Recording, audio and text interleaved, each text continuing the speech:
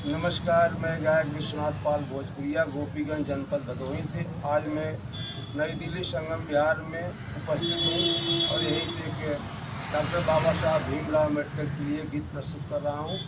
हमें आशा उम्मीद नहीं बल्कि पूर्ण विश्वास है, जो भी भाई सुनेंगे ज़रूर लाइक करेंगे। और हमारे गीत में भाव हर एक लाइन गीत के तर्ज बा, वही तर्ज के लाइन बा जो गीत के रितेश पांडे जी गौले हों। कैसे गौले कि जहिया से चली गईलू छोड़ी के हमके, जहिया से चल गईलू छोड़ी के हमके, जिंदगी बैला सुनसान हो। जाए चंदा ले आव खबरिया, कैसन बाड़ी मोरी रान हो। ए चंदा कैसन बाड़ी मोरी रान हो। यह गीत तरज हो, लेकिन कवि जी भाव दिए हैं क्या? राम बदन कवि जी गाजीपुर से। कि लाली रंग भोर जैसे उग किरनिया, अरे लाली रंग भोर जैसे उग किरनिया, हो जाला जैसे बिहान हो। ए हो साहब बाबा साहब हमनी के बड़ा भगवान हो। ए साहब हमनी के बड़ा भगवान हो। कि भीमाबाई राम जी घरे लिहला जनमवा, पावन पुनीत जैसे लागेला चमनवा।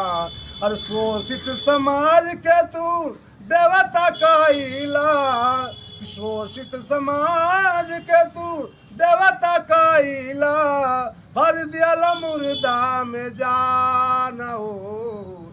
ए हो साहब बाबा साहब हमनी के बड़ा भगवान हो।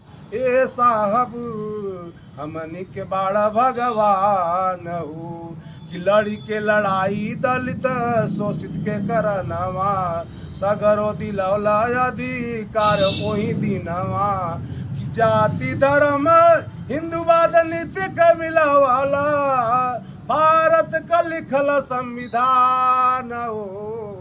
एगो साहब बाबा साहब हमनी के बड़ा भगवान हो। ए साहब हमनी के बड़ा भगवान हो। समता समानता समाज में ले अइला, धर्म निरपेक्षता के नरवा लगवला। कि विश्वनाथ गावला मिशन वाली गीतिया, विश्वनाथ गावला मिशन वाली गीतिया, बड़ा तू कितना महान हो। एगो साहब बाबा साहब हमनी के बड़ा भगवान हो।